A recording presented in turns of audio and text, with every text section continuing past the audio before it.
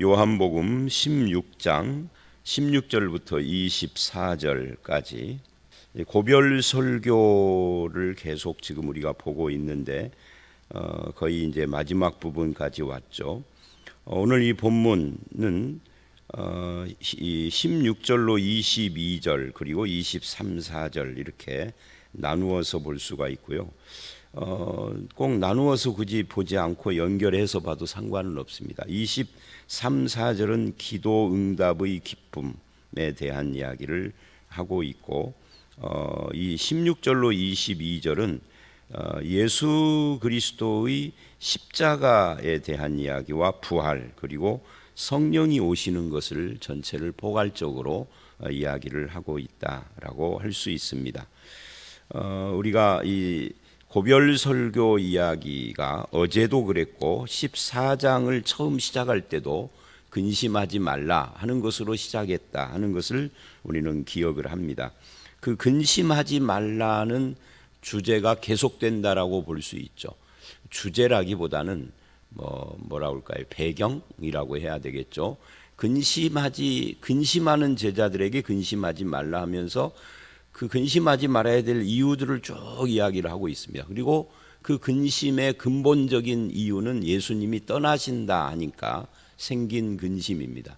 근데 그 떠나신다라는 것이 뭐냐 하는 것을 제자들은 아직도 다 이해를 못하고 있는 거죠.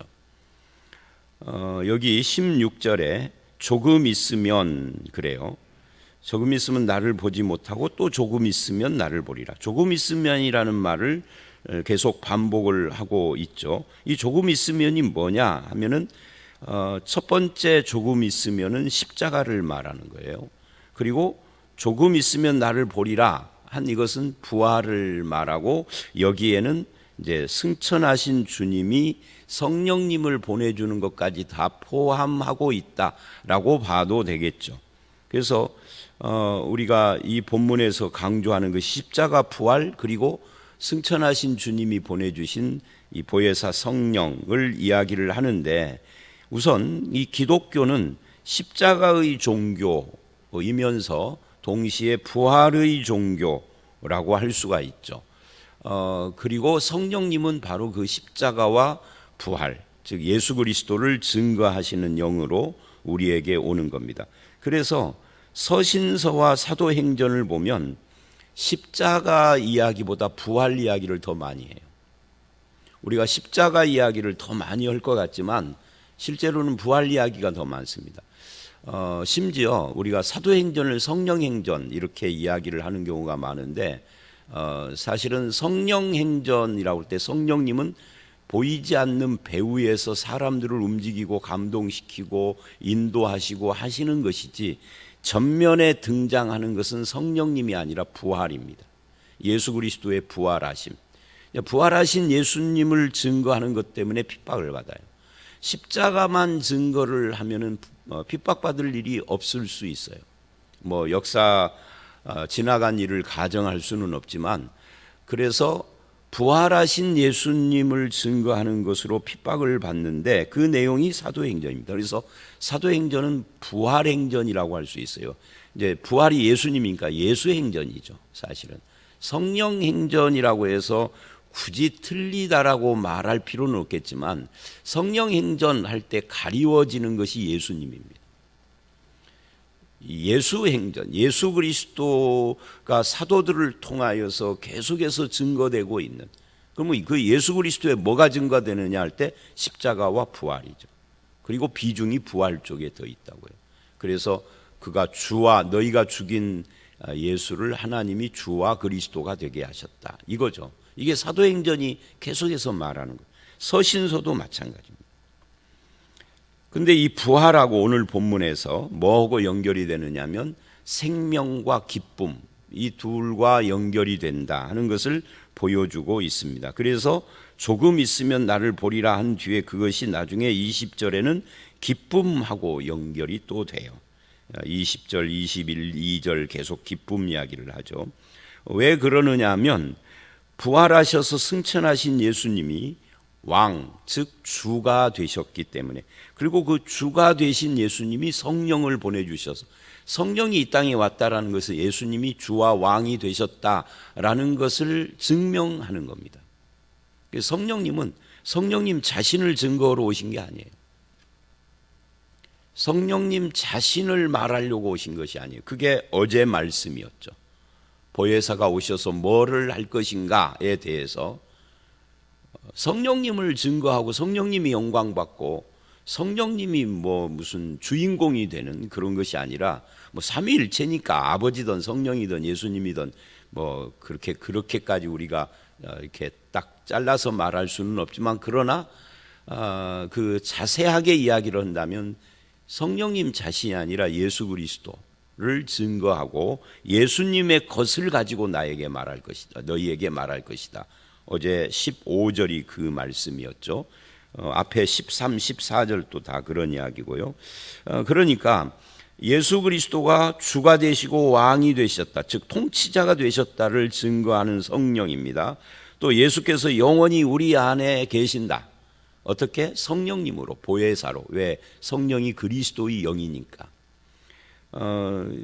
조금 있으면, 즉 십자가 부활, 승천하여서 보좌에 앉으시고 왕이 되신 주님이 성령을 보내주시는 것, 이것이 십자가는 제자들에게 슬픔을 안겨주겠지만, 왜?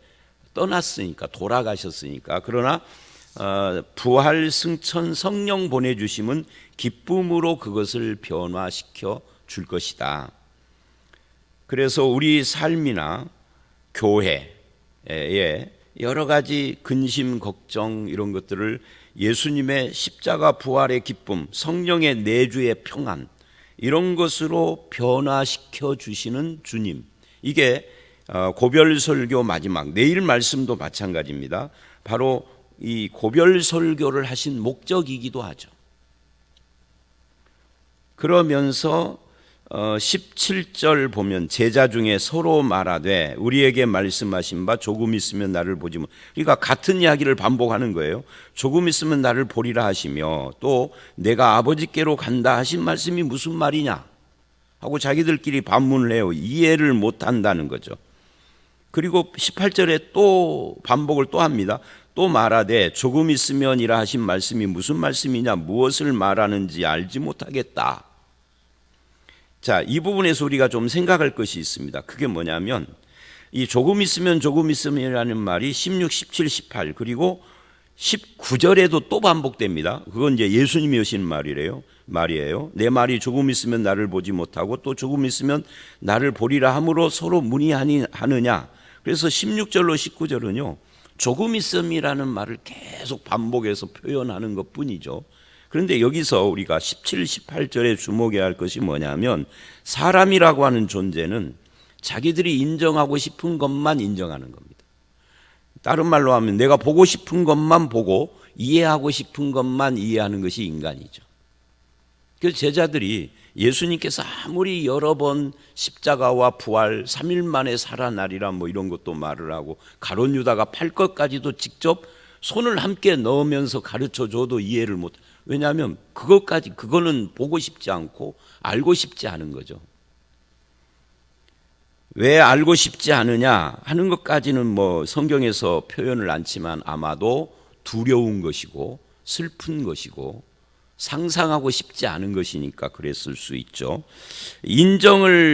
그러나 이제 알고 싶지 않고 인정하고 싶지 않은 것에 마음을 열면 알아지고 이해되고 믿어지고 그러는 거예요. 근데 닫아놨기 때문에 안 보이고 이해가 안 되고 안 믿어지고 그러는 것이 인간이다 하는 것을 17, 18절이 보여주는 것이, 우리가 이 본문을 볼 때 그런 부분, 인간이라는 것이 무엇인가 하는 것도 깨닫게 되죠. 뭐 그것이 주 내용은 아니지만. 그리고 20절, 21절에 이런 말을 합니다. 너희는 곡하고 애통하겠으나 세상은 기뻐하리라. 너희는 근심하겠으나 그 근심이 도리어 기쁨이 되리라. 자, 우리가 근심할 때, 제자들이 근심할 때 세상이 기뻐하는 거 왜 그러죠? 이게 십자가에 자기들이 그렇게 싫어하는 예수님을 못 박아서 기쁜 거죠. 근데 제자들은 자기들의 주와 선생, 스승 되신 예수님이 십자가에 달렸으니까 근심하는 거고요. 그런데 그것이 역전되는 날이 올 것이다. 그게 뭐예요? 그게 부활이죠. 그리고 21절 그것을 하나의 비유에다가 담아서 말을 합니다. 여자가 해산하게 되면 그 때, 해산의 때가 가까울수록 근심을 하죠. 아기 난다는 것이 얼마나 힘든지를 들어서 알고 있고 그러니까. 그런데 아기를 낳으면 근심이 도리어 기쁨으로 변합니다. 그런 거고 똑같을 것이다. 십자가와 부활이. 그렇게 지금 이야기를 하고 있습니다. 그래서 한 1, 2년, 2, 3년 지나면 하나 더 낳자는 말을 하는 거죠. 그렇게 고통스러웠었는데 잊어버린 거예요. 아기가 너무 이쁘고 사랑스럽고.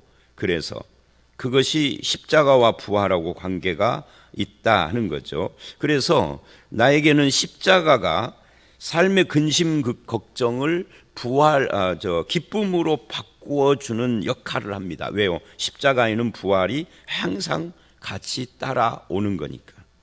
이 십자가 부활이 갖고 있는 특징입니다. 그것을 이제 성령께서 하시는 거죠.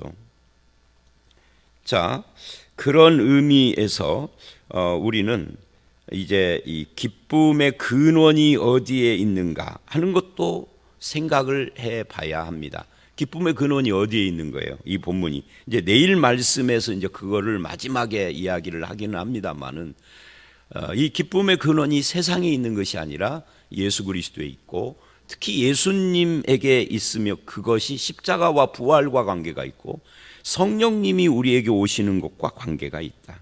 그래서 예수를 주라 하시면 우리가 성령이 내 안에 계시는 증거가 뭐냐 하고 물으면 예수를 주라 하면은 그게 성령이 내 안에 있는 증거다. 이게 로마서 8장이 하는 말이죠. 왜? 성령으로 아니하고는 예수님을 주라고 할 수 없으니까. 그걸 거꾸로 말하면 예수님을 주라고 믿는 자는 마음이 열려서 주님을 받아들인 자죠. 성령님이 한 거예요. 어떤 분이 그런 질문을 하셨어요.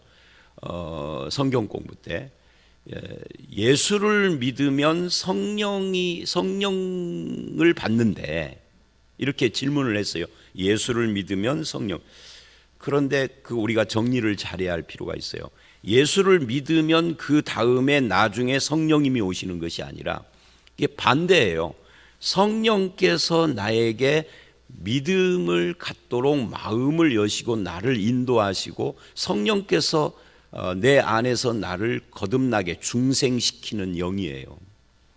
그러니까 믿으면 성령 받는 것이 아니라 믿는 것이 바로 성령이 내 안에서 역사하신 거예요. 착각하면 안 돼요. 그런데 이 믿으면 성령 받는다 그러니까 예수를 믿었는데 성령은 못 받은 것 같은 그런 생각 가운데서 이상한 일들을 많이 합니다. 성경이 말하는 거고 틀린 거죠. 사람들이 이야기하는. 근데 이해는 어떤 것이 더 잘 이해되느냐면 믿으면 나중에 성령 받는 거. 이게 이해는 더 잘 돼요. 이해를 내가 이해하기 편하다는 것과 성경이 말하는 진리, 사실하고 다를 수 있습니다. 그래서 기독교에서는 믿음조차도 나의 공로라고 안 하는 이유, 믿음조차도 하나님의 은혜고 선물이라고 하는 이유가 바로 거기에 있는 겁니다. 이거를 어디서 설명하는 거예요? 요한복음 1장하고 3장이 그걸 설명하는 거예요.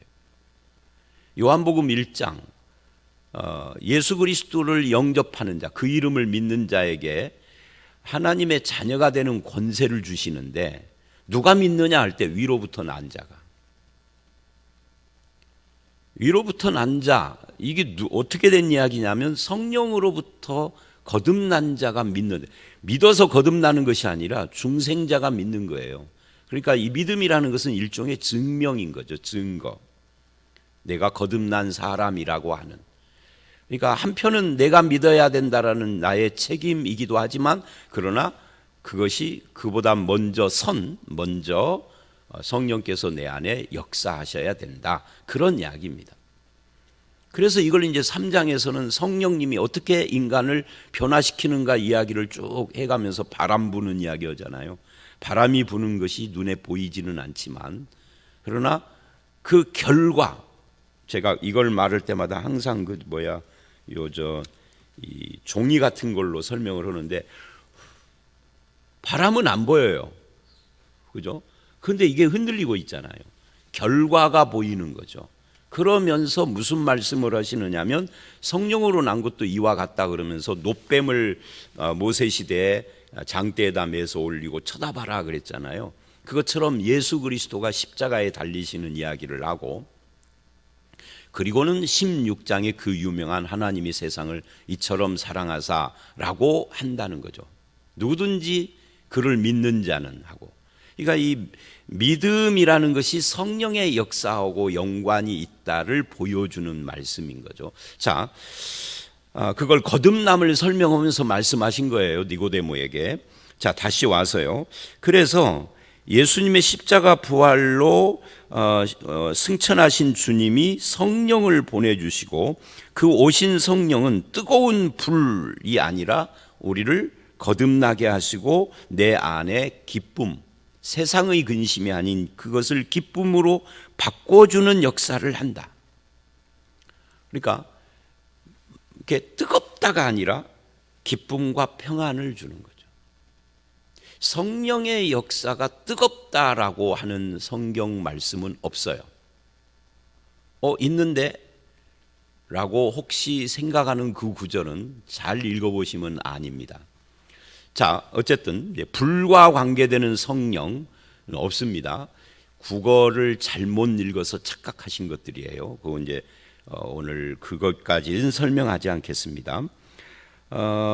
그래서 성령이 내 안에 계셔서 기쁨을 주시고, 그것은 성령님이 주시는 거지만 그 근거는 예수 그리스도의 십자가 부활이다.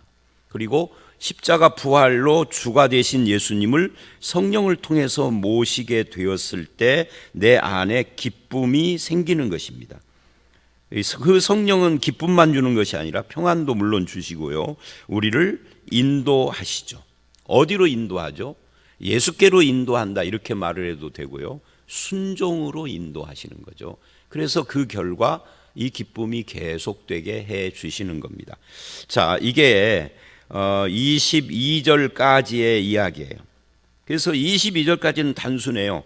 조금 있으면 이라는 말을 19절까지 계속 반복하고 제자들의 마음 상태를 보여주는, 그리고 20절로 22절은 세상이 기쁠 때 우리는 근심하지만 역전되어져서 여자가 해산하는 것처럼 우리가 기쁨을 얻는데, 22절 지금은 너희가 근심하나, 지금은 이제 예수님이 자꾸 떠난다니까 근심을 하는 거죠.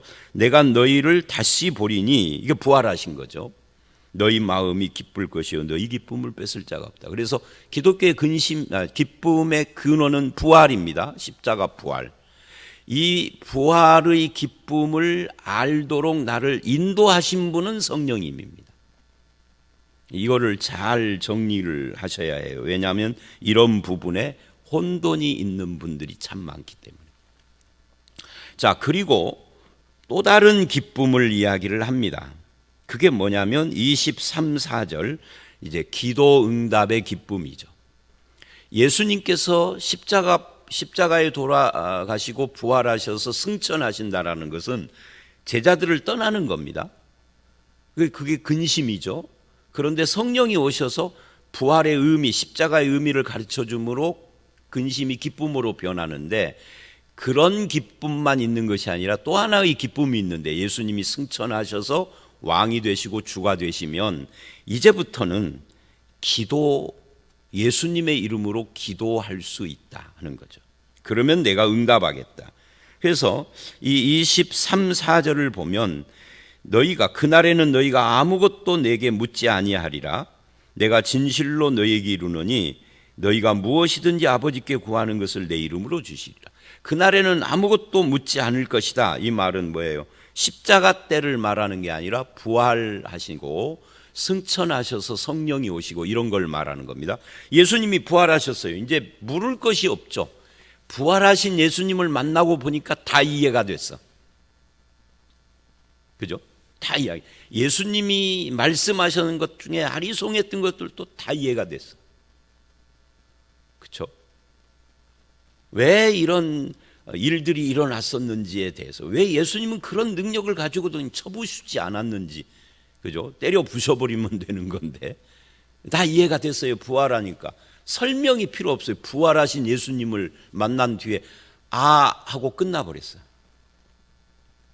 엠마오로 가던 두 제자가 부활하신 예수님을 만나고, 물론 이제 성경을 다 설명해 주셨지만, 그리고는 완전히 방향 전환을 했죠. 180도 확 돌아서서 예루살렘에 가서 그들 또 나중에 순교했겠죠.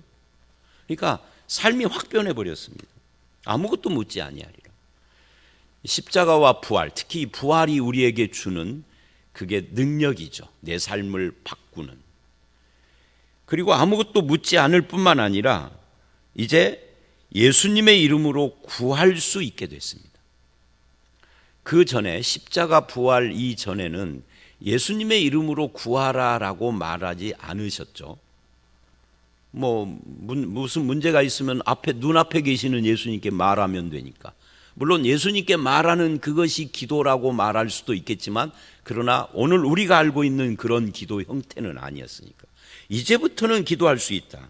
그래서 기도의 근거가 뭐라는 거예요? 예수 그리스도라는 거죠. 예수님의 십자가 부활. 그리고 기도하게 하시는 분은 누구죠? 성령님이죠. 내 속에서. 기도를 받으시고 응답하시는 분은 누구예요? 아버지 하나님이시죠. 그러니까 삼위일체가 각각 역할이 이제 분담이 된 겁니다. 예수님을 근거로 해서, 그래서 내 이름으로라고 말하는, 예수님의 이름으로 기도합니다 라고 하는 그 문구는 문구의 의미가 있는 것이 아니에요. 그 문구만 집어넣으면 다 기도가 된다 그 말이 아니라, 예수 그리스도의 이름, 즉 예수님을 이 기도의 근거로 한다, 기초로 한다. 예수님이 대제사장이시다, 우리의 중보이시다 하는 것을 의미하는 거죠. 그렇게 기도를 하면은 아버지께서 응답을 하시는 겁니다. 그래서 지금까지는 내 이름으로 아무것도 구하지 않았으나 구하라 하는 거예요. 예수님의, 여기서 핵심은 구하라가 아니라 내 이름으로입니다. 내 이름으로. 이것이 예수님이 십자가에 죽고 부활하신 이유입니다. 그런 의미에서 우리는 기도해야 할 뿐만 아니라 기도할 때 예수 그리스도가 기도의 근거임을 명확하게 해야 하고, 기도 받으시는 아버지 하나님에 대해서도 확실해야 합니다. 성령님은 그렇게 하게 하시는 분이기 때문에 내 속에서 역사하시는 분이죠. 그런데 여기서 이제 짚고 넘어가야 될 것이 또 있어요.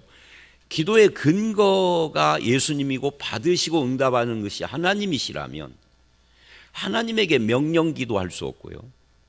그리고 기도하는 내가 마치 기도에 능력이 있어서 응답하는 것처럼 생각하면 안 되는 거고요. 누구든지 그 누구가 됐던 기도가 응답되는 것은 예수님의 이름을 근거로 해서 응답되는 거지, 나의 기도하는 사람이 기도의 목소리가 세서 응답되는 것이 아닙니다. 내가 기도를 오래 해서 응답되거나 금식하면서 했기 때문에, 철야했기 때문에 응답하는 것이 아닙니다. 예수의 이름 때문입니다. 이 두 가지를 좀 명확하게 해야 할 필요가 있어요. 그런데 예수님과 하나님을 기도에서 빼버리고 성령님만 남겨놓으면 이게 무속적으로 변해요. 예수님의 이름으로 기도한다라고 하는 것이 어떤 의미인가 하는 것과, 응답 받으시는 하나님, 응답하시는 하나님, 기도를 받으시는 하나님. 기도를 막 하다가 갑자기 뭐 해라 하고 막 이렇게 흉내도 못 내겠어요. 막 명령했다가 또 기도하는 것처럼 했다가 또, 이게 무슨 잡탕밥이에요, 잡탕밥. 이게 한국 교회에서 언젠가부터 대유행을 해서 지금은 아예 그냥 고착화됐어요. 이게 제가 왜 이 말을 하느냐면, 한 2주, 3주쯤 됐나, 2주, 3주 얼마 됐는지 모르겠는데, 저는 이게 지금 그 시간 이렇게 연결시키는 것이 그래요. 근데 누가 물어보더라고. 그 기도하는 내용을 가지고 누군가 기도. 아니, 그렇게 설교 시간이나 많이 했는데도 분별이 안 되시는. 보세요, 여기 계속해서 지금 하나님께 기도하는데 계속 자기가 명령하고 막 그러잖아요. 하나님께 명령할 수 있는 사람이 세상에 어디 있습니까? 그렇게 제가 지적을 해줬죠. 제 말에 동의되시나요? 아니, 기도를 하나님께 하는데 왜 명령을 해? 왕의 기도라나? 여러분, 왕도 하나님 앞에서는 그냥 무릎 꿇고 엎드려야 돼. 왕이라고 해서 별거 아니에요. 다윗 왕도 하나님께 명령하지 않았어. 그냥 왕도 기도는 그냥 하나님 앞에서 하는 거예요. 왕이기 때문에 일반 사람과는 달리 하는 게, 왕의 기도가 어디 있어? 왕도 인간인데 인간의 기도는 다 똑같은 거죠. 자, 오늘 말씀 여기까지입니다. 정리를 하면 조금 있으면 근심하는 것이 조금 있으면 십자가 앞에 근심하던 사람이 부활 앞에 기쁨으로 변한다. 부활이 주는 생명과 기쁨과 평안, 그 이야기를 했고요. 그리고 이게 해산의 고통과 같은 것이다. 그리고 이제 예수님이 부활 승천하심으로 기도할 수 있다. 근거는 예수님이시다. 이것이 오늘 말씀입니다. 여러분, 부활의 생명이 주는 기쁨 여러분 속에 있기를 원하고, 이제 예수의 이름으로 기도하는 것 들어주신다는 주님 앞에 기도하는 삶, 기도 응답의 기쁨을 누리는 삶을 사시는 저와 여러분들이 되시기를 주의 이름으로 축원합니다. 함께 기도하겠습니다. 하나님 아버지, 예수님의 십자가와 부활이 주는 의미가 무엇인지를 다시 또 생각해 봅니다. 우리가 십자가로 죄의 속함을 받고 부활로 새 생명을 얻어서 승천하신 주님이 성령을 보내주심으로 예수를 믿게 됐을 뿐만 아니라 그 예수님이 우리의 주님이시고 우리의 하나님, 우리의 왕이심을 또한 믿습니다. 주님, 주 되시고 왕 되신 예수 그리스도와 함께 세상을 살아갈 때 세상이 주는 여러 가지 도전과 슬픔과 고난과 고통이 있어도 예수 그리스도와 함께하는 기쁨, 부활이 주는 생명의 기쁨, 주님이 우리의 주인 되심의 평안을 누리는 저희들이 되게 해 주시옵소서. 하나님 앞에 기도할 수 있는 근거가 마련되었는데 예수의 이름으로 하라라고 말씀을 하셨습니다. 우리가 예수 그리스도를 근거로 해서 하나님 앞에 나아갈 때마다 기도가 응답되게 하시고 주님 앞에 기도하는 삶의 기쁨이 우리 가운데 있도록 늘 함께하여 주시옵소서. 오늘 또 이 새벽에 기도의 제목을 가지고 나온 모든 성도들이, 또는 각 가정에서 기도하는 성도들이 그 기도하는 것을 응답하시고, 특별히 병상에서 기도하는 환우들 주님께서 함께해 주셔서 저들도 그 기도가 응답되어서 육신의 건강과 마음의 평안을 얻는 귀한 은혜가 있게 해 주시옵소서. 코로나로 인하여서 삶에 여러 가지 어려움을 겪는 이들도 그 기도를 주님께서 응답해 주셔서 이제는 삶의 평안을 얻도록 주께서 함께해 주실 줄 믿사옵고 예수님 이름으로 기도드려 싸움나이다. 아멘.